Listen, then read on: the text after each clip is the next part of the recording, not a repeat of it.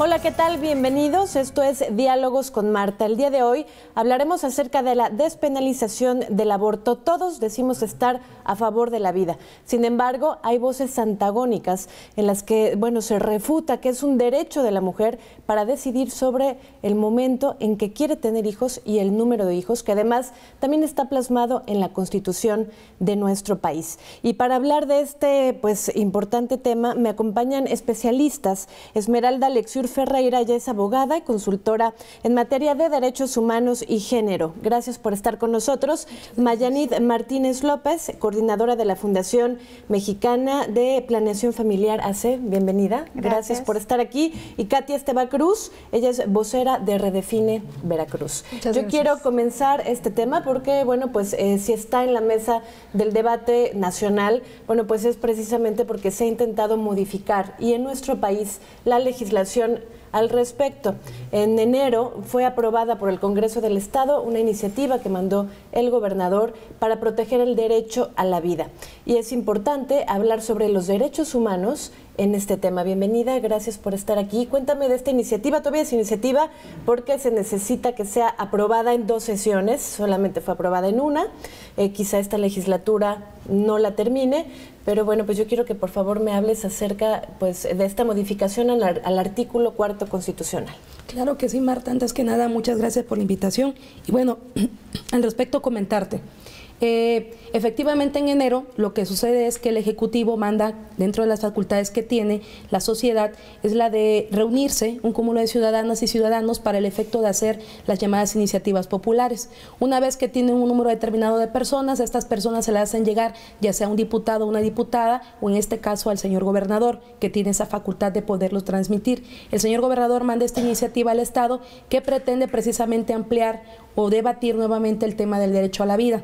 ¿Qué sucede? Llega a la Cámara, a nuestra legislatura local, y en ese momento es aprobada por una primera ocasión. ¿Qué sucede? El procedimiento que lleva esta iniciativa es que en ese momento que se aprueba, de ahí se tiene que pasar a cada uno de los municipios que conforman la entidad federativa para que a su vez vayan aprobando ese tipo de cuestiones. ¿Por qué? Porque es una reforma constitucional, no únicamente al Código Penal, no es una ley secundaria, sino a la Constitución, y tiene determinadas características legislativas. Una vez que es turnada a los municipios, nuevamente ya aprobada, se regresa a lo que es la legislatura y está lista para volverse a debatir en una segunda sesión ya durante el pleno. Cuando se hace este tipo de debate, lo que va a suceder es que entonces sí, una vez que se suba al pleno y se dé por aprobada, esa ya va a estar completamente vigente y lista para que se le devuelva al Ejecutivo y en sus funciones la pueda publicar en un momento dado en la Gaceta Oficial. Vamos a definirle un poquito al auditorio lo que propone esta iniciativa, que es básicamente respetar el derecho a la vida desde el momento de la concepción. Así es. ¿Qué implicaciones tiene esto, sobre todo en materia de derechos humanos? Es un tema muy debatible por varios aspectos. Los principales son la reforma que se pretende imponer a la Constitución es el tema de que se va a proteger, dice, el Estado tendrá la obligación de proteger el derecho a la vida desde el momento de su concepción hasta la muerte natural. Implica 2 cosas. Primero, de entrada, lo que hace mucho ruido para el tema de los que nos dedicamos a las cuestiones de derechos humanos y la sociedad civil es el tema de la palabra concepción, porque la palabra concepción como tal no es un término legal, sino un término que deviene de ciertas costumbres e ideologías de determinados tipos de religiones. Entonces viene de la concepción, de ahí se derivan ciertas figuras religiosas y que desde luego eso hace y toca en el tema muy sensible de que el Estado, a permitir este tipo de redacción, lo que realmente está haciendo es injerencia por parte de una comunidad religiosa, y lo cual corta con el sistema que debe tener el Estado de ser laico, es decir, que debe de estar no únicamente gobernado por la Iglesia, sino también para todas las personas, ciudadanas y ciudadanos. Una injerencia en las leyes son de orden general, son de orden general, son públicas, deben de ser abstractas, y esto qué quiere decir que deben de ser dirigidas a todas las personas en común, independientemente de su ideología. Entonces, al momento de utilizar este término, desde luego se está coartando ese tema. ¿Qué más implica? Implica muchas cosas, y estamos aquí por el tema del aborto, pero también implica en un debate muy específico México que sigue siendo hoy a nivel mundial el tema de la eutanasia, por ejemplo. Es decir, proteger el derecho hasta el momento de la vida, hasta el momento en que la muerte natural, pues entonces dejamos de lado también a todas aquellas personas que hasta el momento en el país no pueden decidir sobre en qué momento morir cuando se trata, por ejemplo, de muertes terminales. Pero bueno, el punto específico del aborto es un tema muy delicado porque está en debate dos cuestiones: el supuesto derecho a la vida y el derecho que tienen las mujeres a sus derechos sexuales y reproductivos. Son derechos completamente distintos y a su vez completamente abstractos cuando se trata del no nacido. Déjame comentarte al respecto que el derecho a la vida es algo que está consagrado en la mayoría de los instrumentos internacionales, desde la Declaración Universal de Derechos Humanos, desde luego aterrizado a lo que es nuestra Constitución Política en el artículo 1, el artículo 2 constitucional. El cúmulo de derechos que tenemos las personas están plasmados a partir del año 2011 con la reforma en materia de derechos humanos, en junio precisamente, el 2011, donde se viene y el Estado reconoce que todos aquellos instrumentos internacionales de los que ha firmado, ha ratificado y que forman hoy parte del efecto vinculante, es decir, son obligatorios para el Estado mexicano, para todo tipo de autoridades, de poder respetarlos. Y eso implica precisamente los derechos de las mujeres. El derecho de la vida, por un lado, la Corte Interamericana, déjame y te comento que a partir del año 2012 tuvo una sentencia muy interesante que precisamente se llama el caso Artavia Murillo contra Costa Rica, que viene a debatir varios aspectos. Entre ellos viene a debatir el tema del no nacido, el tema de lo que es ser persona, el tema de cuándo empieza la vida, de cuándo termina esta, y desde luego el tema de los derechos sexuales y reproductivos, tanto como un derecho a la maternidad, por ejemplo, de las mujeres, y un derecho a la paternidad en el caso de los hombres. Entonces son varios derechos que fueron debatidos en esa sentencia y que la Corte ya concluyó específicamente para cada uno de ellos, tomando en cuenta lo que a nivel internacional sucede, pues qué es lo que pasa con estos derechos, y específicamente manifiesta que el tema del no nacido es un tema que no es reconocido como persona. Las personas son aquellas que son sujetas a los derechos y esas personas son las que ya tienen una vida, las que pueden comprender y decidir, y pasa un poquito el efecto de cuando nos caracterizan de cuando somos personas a somos ciudadanos. Es decir, sería un absurdo decir que un niño de 4 años es ciudadano. No lo es. En términos legales, el ciudadano sería a partir de la mayoría de edad de nuestro país. Entonces, de la misma manera se identifica qué cosa es persona, y la persona sencillamente es aquella que nace viva y viable, de acuerdo también al Código Civil que permea en el estado de Veracruz y que comparte completamente la mayoría de los países en el mundo, así como las entidades federativas en nuestro país. Pues entonces estaríamos diciendo que persona es únicamente en el caso en que se encuentre involucrado una mujer embarazada, precisamente la mujer. Muy bien, aquí también el debate, porque es increíble los números alrededor. Se practican en el mundo 56 millones de abortos, 22 millones en todo el mundo son abortos peligrosos, que involucran, por supuesto, la salud de la mujer. No podemos negar que ilegalmente pues se practican en nuestro país, en nuestro estado y en todo el mundo, y por supuesto que eso tiene consecuencias pues radicales para la salud de la mujer. Yo quiero que por favor hablemos acerca de esto. Tú eres especialista en salud reproductiva y además, bueno, más adelante quiero que me hables acerca de la norma 046 porque precisamente abona para esta pregunta que te estoy haciendo. Bienvenida, Mayanit, por favor. Ok. Sí, mira, realmente el derecho a decidir es un derecho que está implícito dentro de los derechos sexuales y reproductivos.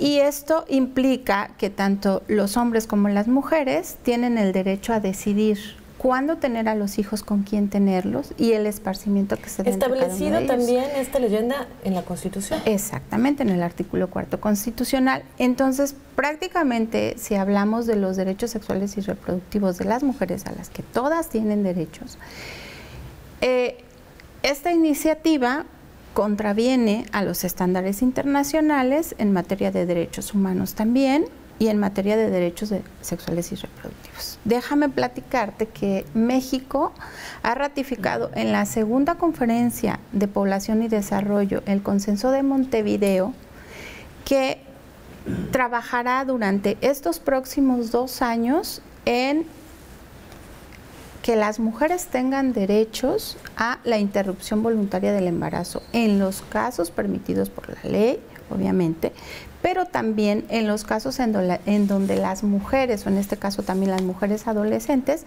su proyecto de vida se vea coartado, o también el producto sea el embarazo sea producto de una violación.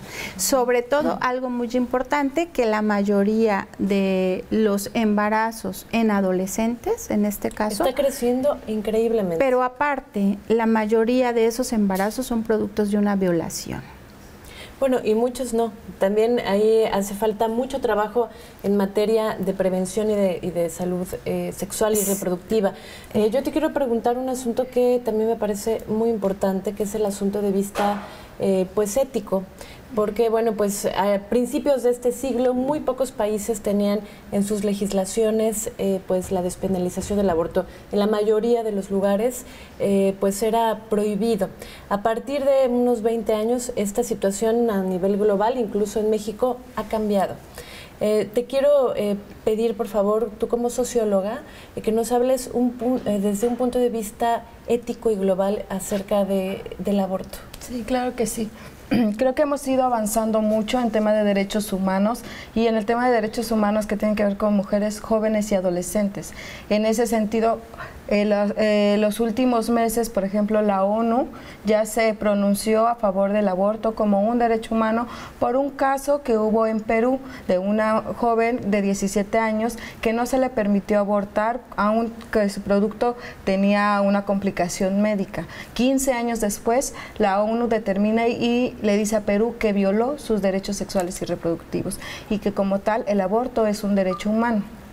Apenas hace unos días acabamos de ver que la Suprema Corte de Justicia de la Nación va a debatir este 29 de junio aquellas reformas a la ley que tienen que ver con la concepción de la vida, la protección de la vida desde la concepción, puedan no ser válidas, no se lleven a discusión por implicaciones que haya la mujer. Ahora, nosotros desde las organizaciones de la sociedad civil trabajamos con organizaciones que están muy apegadas a una corriente de la religión, tal como lo hemos hecho con Católicas por el Derecho a Decidir. Entonces, estas organizaciones nos han enseñado y nos han mostrado encuestas en donde la población católica, las mujeres católicas, en primera tienen relaciones sexuales, en segunda conocen los métodos anticonceptivos, pero claro que por una cuestión de mitos alrededor de lo que implica la interrupción voluntaria del embarazo, los llevan o no los llevan a cabo, pero es una realidad que las mujeres católicas también abortan, también tenemos relaciones sexuales y creo que es un tema en donde, como bien lo dijo Esmeralda, la Iglesia en pleno siglo XXI ya no debería de tener injerencia en cómo se desarrollan las políticas públicas para las mujeres. Y desde el año pasado hemos trabajado muy puntualmente cuando se dio esta reforma con las y los legisladores para brindarles esa información, ese estado laico que las mujeres veracruzanas, donde las mujeres veracruzanas deberíamos de vivir y que se nos debería respetar. Por supuesto. Y bueno, además es un peregrinar. Yo quiero que por favor le platiques al auditorio los casos en el que está aprobado legalmente el aborto, pero en el caso de una violación, pues es un peregrinar para las mujeres porque para empezar no les creen las autoridades. Para que pase todo este proceso es muy doloroso para ellas porque además pues hay una estigmatización al respecto. Entonces, yo quiero que también me hables después de esto acerca del Código Penal y después qué sucede ante esta iniciativa que se aprobó en enero parcialmente. Ok. Híjole, el Código Penal del Estado de Veracruz contempla el aborto. Hay que mencionar que este tema de la iniciativa del aborto, Marta, tiene muchísimos años que cada legislatura, cada vez que hay un cambio de gobierno, se introduce una iniciativa al respecto. Y igual las compañeras de sociedad civil hacemos toda la lucha, nos dedicamos a hacer foros, debates, este tipo de entrevistas para dar a conocer sobre todo a las personas la información necesaria. El Código Penal de Veracruz sufrió una modificación precisamente en los últimos intentos de querer introducir esta iniciativa constitucional y quedó al respecto de que se le quitaba la penalidad consistente en el delito de aborto de la prisión. como una pena. Y actualmente, aunque ya no se condena a alguien con una pena privativa de libertad, en el caso del aborto, sí todavía sigue siendo penalizado con una medida distinta. Ni siquiera para las personas que practican el personal médico que ilegalmente practica el aborto. Para ellos sí está efectivamente hecho eso. En cambio, para cuando se trata de las mujeres, no. ¿Qué rubros tiene esto de importante? Hay 4 aspectos generales en donde el código te establece que no es un aborto punible, es decir, que no se castiga. Primero, cuando se trata de que es una imprevisión de la mujer. ¿Qué quiere decir esto a grandes rasgos? Que la mujer no tenía, es espontáneo por diversas cuestiones, incluso médicas, pues simplemente se desprende el producto y tiene ese tipo de aborto. Segundo, cuando se trata de que la mujer es producto, el producto del embarazo es producto de una violación. Y o también de una inseminación artificial no consentida, que también es un delito dentro del Estado. Por supuesto. 3, cuando se trata de que corre peligro la vida de la mujer al momento de estar embarazada, es decir, que el tener este aborto le va a costar la vida a la mujer. 4, cuando se trata de que el producto cuenta o va a nacer con una malformación o una deficiencia psicológica, física, muy grave, que le va a permitir pues prácticamente no tener una vida como persona como tal. A ese es el punto que vamos, de la dignidad de la persona, es decir, de vivir como persona plenamente. Entonces, esos 4 puntos que están aceptados como un aborto punible, no punible, es decir, que no se castiga, son los 4 aspectos que mayormente se han retomado en el Estado a partir de tomando en cuenta algunos instrumentos internacionales. Sin embargo, hay que precisar que la rama de los derechos sexuales y sobre todo el reproductivo de las personas, en este caso de las mujeres, da para el hecho de que en ningún caso, bajo ninguna circunstancia, sea punible. Es decir, el Código Penal se ha sostenido, como en el caso de Distrito Federal, cuando en el 2008 se arrancó con el tema del debate, en el 2009 se aprueba, en el 2009 la misma Suprema Corte de Justicia dice que es perfectamente constitucional, porque vamos, en aquella ocasión la Suprema Corte de Justicia dijo, efectivamente, el derecho a la vida es un tema que se debe decidir desde el punto de vista de los derechos sexuales y reproductivos de las mujeres. Ahora, algo muy importante y que Maya seguramente va a poder abundar un poquito más.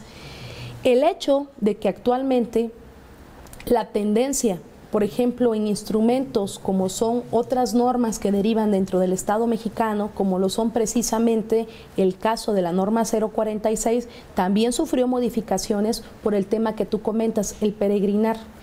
No es una mentira ni un secreto a voces que han existido muchísimas mujeres en el país que fueron castigadas por el tema de aborto, que primero, incluso estando todavía en pleno proceso del aborto, ¿sí?, eran detenidas, eran llevadas, eran consignadas ante un juez y eran incluso trasladadas a un reclusorio. Por ejemplo, en el tema de Zongolica aquí en el Estado, fue un tema que en muchas ocasiones se dio a cabo. Yo tuve la oportunidad de ser Ministerio Público en aquella época, no me tocaban ese tipo de delitos, pero era muy observable qué pasaba. Es decir, te detenían, incluso estaba la mujer con cuestiones de salud mal atendidas, pero ya estaba detenida y estaba en un reclusorio, porque precisamente el estigma social carga mucho en este tipo de cuestiones.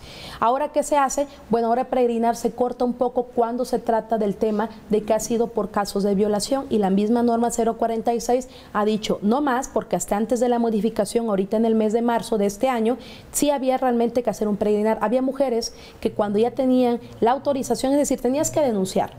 Una vez que denunciaras, no había un procedimiento establecido, hay que decirlo así, eso es un tema que las autoridades omitieron todo el tiempo. No había un procedimiento, al día de hoy no hay un solo procedimiento legal que te diga cómo tiene que ser el tema de dar la autorización para un aborto. Jamás lo hubo, Marta. Jamás lo hubo. Entonces, ¿qué hace la norma 046? Dice, bueno, pues en práctica vamos a ser muy prácticos. Si me espero a que tú le des permiso a una mujer para que pueda abortar y que tiene que denunciar... Esta norma es internacional. Esta norma es nacional. Esta norma es nacional, y lo que va a pasar con esa norma nacional va a ser que en un momento dado es obligatoria incluso para todos los sistemas de salud y también para las autoridades que se dedican a la investigación de delitos. Y que bueno, en ese sentido Maya te va a poder argumentar un poquito más, pero que sí preciso, en todo momento el tema del aborto, tal y como está la iniciativa, es un tema que repercuta los derechos sexuales y reproductivos de las mujeres, sobre todo porque hay un tema muy importante. También hay temas de género de fondo, informarte. Si tú te percatas en un tema de un aborto, todo mundo investiga primeramente a la mujer, todo mundo se sabe, pero ¿quién investiga a la persona que era el padre? ¿Se hacía cargo o no se hacía cargo? ¿Qué pasa? ¿Quién la ayudó? Es decir, todo mundo sabe dónde hay clínicas clandestinas, dónde han muerto mujeres, dónde les ha costado la vida a mujeres, y precisamente el hecho de no tener políticas públicas que ayuden para que el acceso al aborto sea algo real por parte de las mujeres bajo cualquier circunstancia, eso hace que las mujeres tengan más problemas de morir, o sea, sean más probables que puedan morir o que el producto de igual manera pues no pueda nacer. Yo les quiero preguntar lo que dicen las voces en contra, instituciones religiosas y bueno, pues quienes están pues a favor de que se legalice el aborto.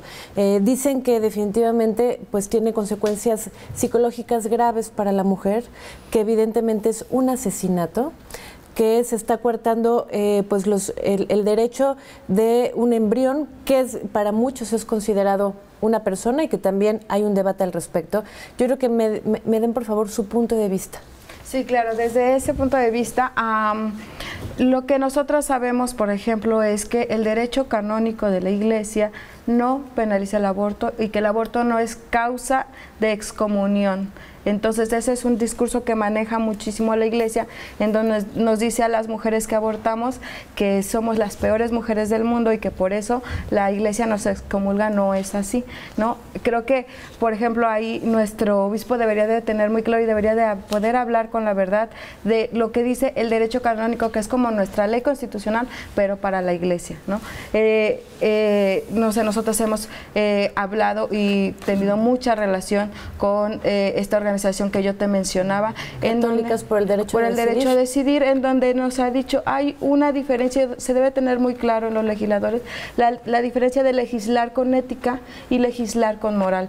Una cuestión es la moral, la creencia propia, que una persona a criterio propio puede estar en contra de que se realice un aborto, pero desde una función ética como legislador o legisladora debería de ver por los derechos de las mujeres. Y que además, evidentemente, pues hay que hablar que las personas de bajos recursos no tienen acceso a pues un aborto. Una persona con mayores posibilidades económicas puede practicar este aborto clandestino, pagando a muchas veces sumas exorbitantes. Y bueno, por supuesto que se pone en riesgo la salud de la mujer. Yo quiero que por favor nos platiques al respecto. Mira, exactamente es lo que sucede en este momento con las políticas públicas en salud. Sabemos que existe un presupuesto destinado para la atención sexual y reproductiva de las mujeres, ¿sí? Pero finalmente ese presupuesto no llega a donde debe llegar. Retrasa así, en esa manera, la atención de las mujeres. ¿Y quiénes son las que padecen esa atención? Las mujeres que no tienen las posibilidades económicas para salvar su vida. Sabemos, y ahora, en este momento que existe la modificación a la norma 046, que precisamente es en el apartado de violencia sexual, en donde se modifica de tal manera que los servicios de salud son responsables y tienen que dar la atención inmediata, como una manera urgente, a una mujer que dice, tengo un embarazo producto de una violación, con el simple hecho de que la mujer lo diga. Claro, nos quedan muy poquitos minutos.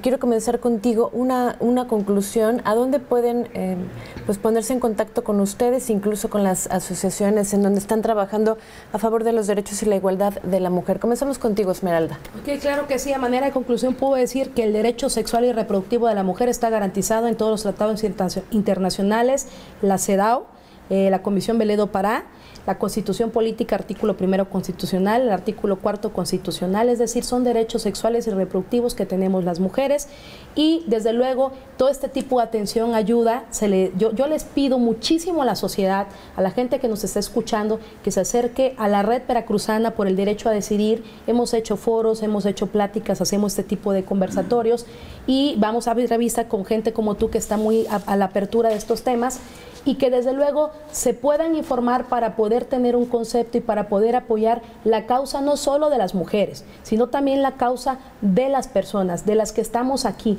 en un estado como el que estamos con tanta violencia, tenemos que meditar muy bien exactamente las cosas que estamos dispuestos a luchar y por las cuales no. Y a manera de conclusión les puedo decir, un producto que no es deseado, un producto que tiene repercusiones para las familias, lo que va a ocasionar desde luego es que ese producto al día de mañana sea a una persona que vive en una situación de riesgo bajo cualquier circunstancia. Le invito a la Red Ciudadana por el Derecho a Decidir, a MEXFAN, que estamos directamente también ahí conectados para el efecto de que se acerque. Gracias. Sí. De nosotros estamos en Facebook como Redefine Veracruz y los invito a visitar la plataforma digital Tiempo Fuera, que es un desarrollador en internet donde las mujeres que fueron víctimas de una violación sexual pueden entrar y la misma plataforma las va guiando a qué servicios acudir. Son las nuevas modalidades que desde el Instituto de Liderazgo Simón de Beauvoir y desde Redefine Veracruz estamos implementando para atender los casos de violaciones. Muy bien.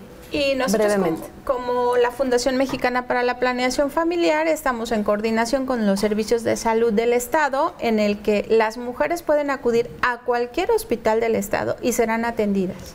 Muy bien, pues yo les quiero agradecer a Esmeralda Alexiur Ferreira, Mayanid Martínez López y Katy Esteva Cruz. Gracias por habernos acompañado y sobre todo, bueno, pues dejarles la reflexión. Todos tenemos creencias que son personales y respetables, pero creo que como sociedad debemos de trabajar juntos, sobre todo en información adecuada para los jóvenes, para tener la planificación sexual y reproductiva adecuada. Y bueno, pues de ahí que en casa lo platiquen, sobre todo madres con hijos, padres con hijos, acerca de pues la importancia y la responsabilidad que implican las relaciones sexuales. Muchísimas gracias. Esto fue Diálogos con Marta. Nos vemos en la próxima.